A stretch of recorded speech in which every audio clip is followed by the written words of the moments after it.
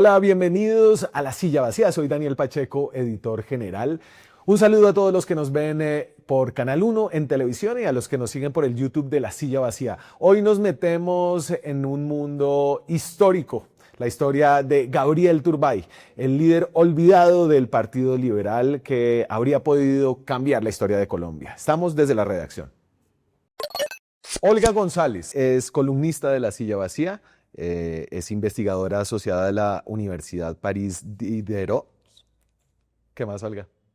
Hola, Daniel, ¿qué tal? ¿Cómo vas? Muy bien. Y es la autora de este libro, El presidente que no fue, la historia silenciada de Gabriel Turbay. Este es un libro que no me he leído, pero es un libro que en el mundo como de la academia, de la historia, ha hecho mucho ruido este año, lo que es muy inusual en un libro académico. Y entonces, pues aprovechando que estás aquí en Bogotá, está chévere como que nos cuentes y nos enseñes qué encontraste en esta investigación que lo que le leí, por ejemplo, a Humberto de la Calle, que te hizo una columna muy elogiosa, fue que reflejaba muy bien el momento actual. Entonces vamos a entender por qué. Vamos a conversar sobre el libro. Sí, la verdad sí ha sido pues, muy bien acogido y no solo en el mundo académico, que eso es también lo bueno. Ha logrado como romper esa barrera. Muchas veces los libros académicos se quedan solamente en el mundo académico. Mi suegro se lo leyó, que es un gran aficionado como de la historia política, y le encantó.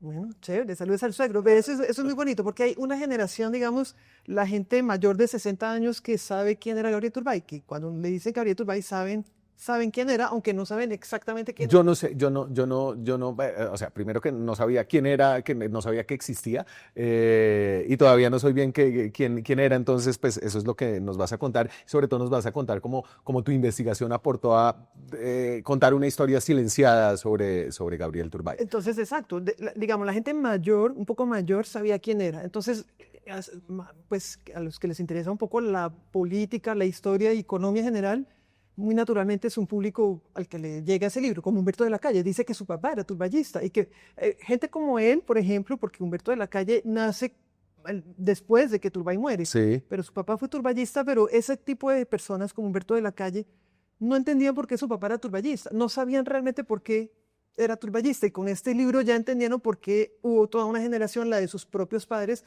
que fue turbayista. Entonces me voy a los años 30 y 40 del siglo XX en Colombia, cuando el país vivió como una larga hegemonía del Partido Liberal en el gobierno, con figuras como Alfonso López Pumarejo, y con una sucesión disputada como de ese liderazgo entre Jorge Eliezer Gaitán y Gabriel Turbay.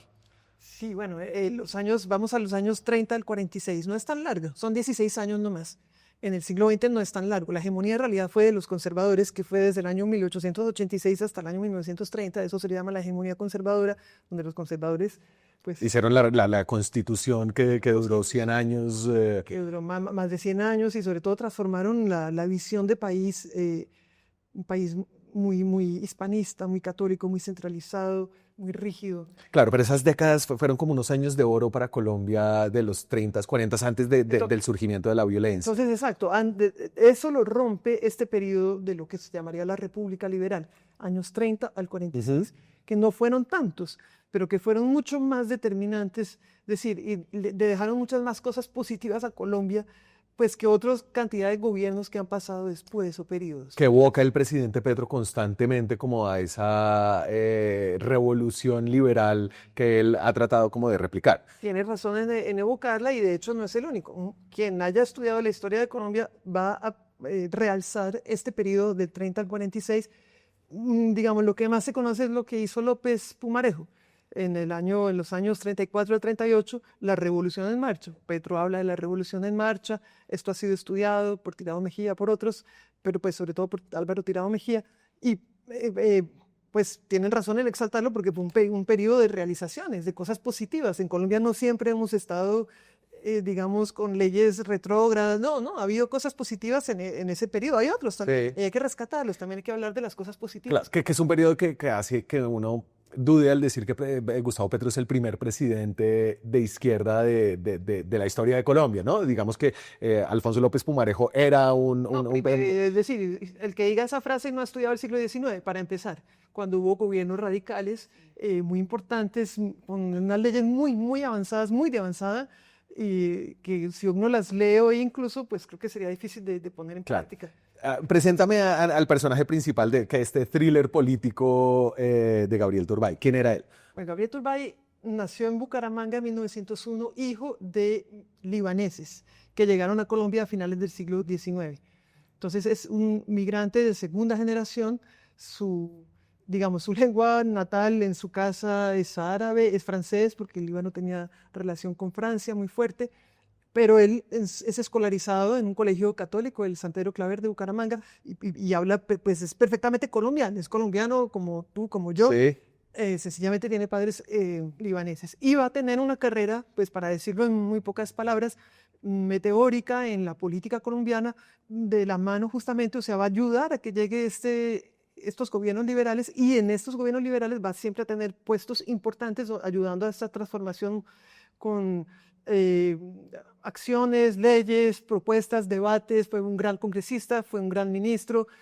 Fue designado varias veces a la presidencia, fue candidato presidencial en el año 46 y bueno, y fue olvidado, y fue olvidado. Entonces yo recupero, cuento quién es, pues Sí. logro saber quién es, investigué, y este es un trabajo de investigación, no se había hecho, digamos, un trabajo así, con mucha prensa, con muchos documentos, con cartas privadas o públicas a veces de los protagonistas políticos de entonces, y logró pues mostrar quién era Gabriel Turbay, cómo pensaba Gabriel Turbay, qué era lo que tenía en mente y por qué es tan importante y por qué es tan absurdo haberlo metido en el saco del olvido. Gabriel Turbay no está emparentado con el posterior presidente liberal Julio César No, Turbay. no son de la misma familia. Es importante decirlo porque hay gente que cierra las orejas cuando oye el apellido Turbay por prejuicio, y pues no hay que tener estos prejuicios. Y aunque fuera familia, tampoco habría que tenerlo. No hay delitos de sangre, pero en este caso realmente no tiene ningún lazo familiar. ¿Y por qué la historia de Gabriel Turbay fue silenciada? Bueno, ese es todo un capítulo del libro. Eh, Vamos a ver si lo logro decir en, ¿cuánto? ¿30 segundos? El asunto es este. No lo digas todo, la idea es que se vayan a comprar el libro. Bien, hay varias cosas, pero hay un problema, un aspecto muy importante, y es que Gabriel Turbay muere en el año 47. En el año 47 Gabriel muere, y es un momento de muchísimo dolor.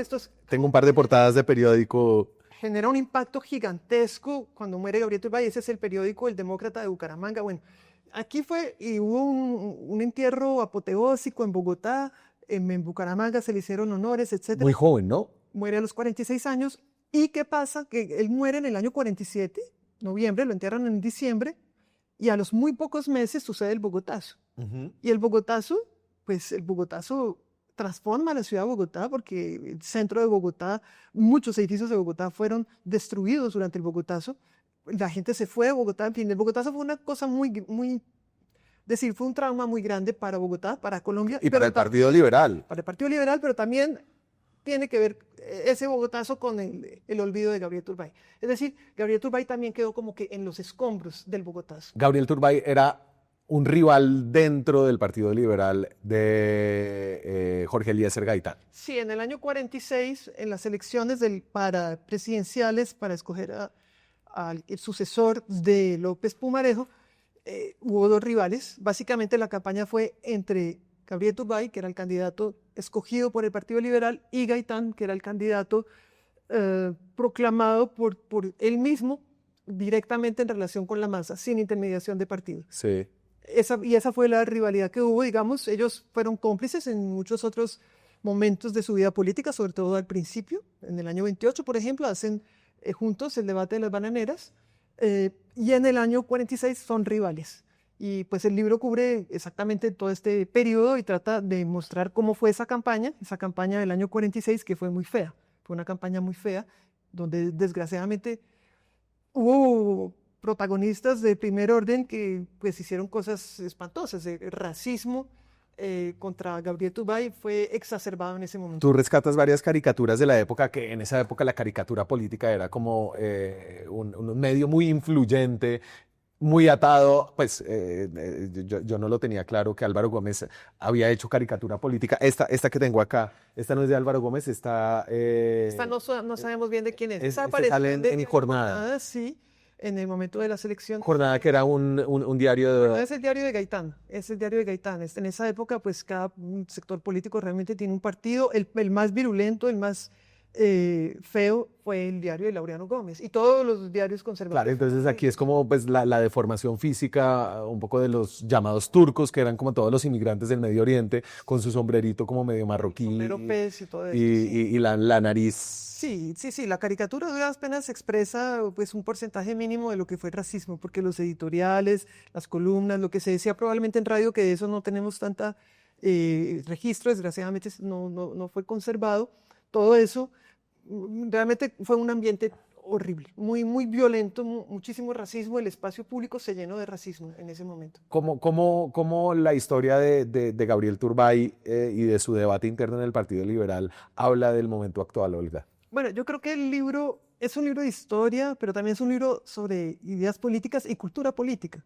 Y cultura política, es decir, ¿cuál es nuestra cultura política? ¿Qué es lo que nos gusta a los colombianos como candidatos? ¿Qué es lo que nos gusta? Y creo que en este libro, aunque está escrito sobre, realmente yo no abordo sino esos años, 30 al 46, 28, 27 al 46, pero se puede uno como que leerlo como si fuera un, ¿cómo se llama? Papel transparente, en el que uno ve que realmente obedecemos de cierta forma a lo mismo, es decir, que por ejemplo la agitación emocional, los eslóganes, el populismo, todo eso funciona, eso pega. Que eso era Jorge Eliezer Eso era Gaitán. Jorge Eliezer Gaitán. No, Jorge Eliezer Gaitán, que obviamente su memoria está llena de nostalgia porque lo asesinaron, ¿no? Y entonces fue como el presidente que no pudo llegar, que habría en la mente de muchos solucionado todo, pero pues si uno mira un poco más de cerca quién era Gaitán. ¿Cuáles eran sus ideas? ¿Qué era lo que defendía? ¿Cuáles eran sus aliados? ¿Cómo hacía las campañas? Ahí se problematiza más el personaje. Pues había estado en Italia